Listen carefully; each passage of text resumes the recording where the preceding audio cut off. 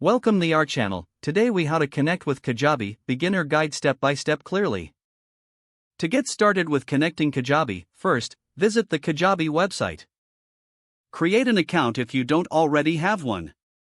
Open the Kajabi dashboard once you're logged in. Locate the settings icon on the bottom left corner.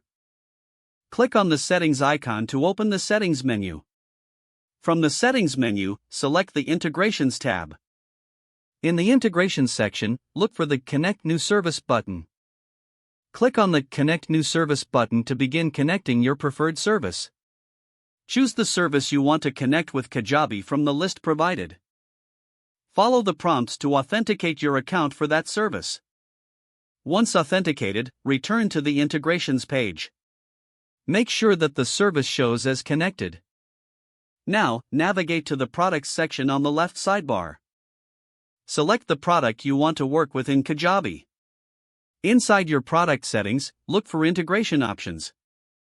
Configure any settings related to the service you just connected. Test the connection to ensure everything is working properly. Once confirmed, you're ready to start utilizing the integration. Explore additional settings to enhance your workflow. Finally, revisit the dashboard to manage your newly connected services. If the page does not load, refresh the browser or try again in a private or incognito window. Make sure you are using the correct email address, then retype it carefully to avoid small typos. If your password is not accepted, use the reset option and create a new strong password you can remember. Check your spam folder for verification or security emails, then complete any requested confirmation steps.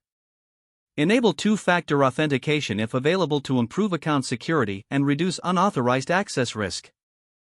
After signing in, review your profile details so your contact information and settings are accurate and current. If you see an error message, note it down and try again after restarting your device and internet connection. Log out when you finish, especially on shared devices, to keep your account and payment information secure. Don't forget to like this video and subscribe to our channel for more step-by-step tech guides.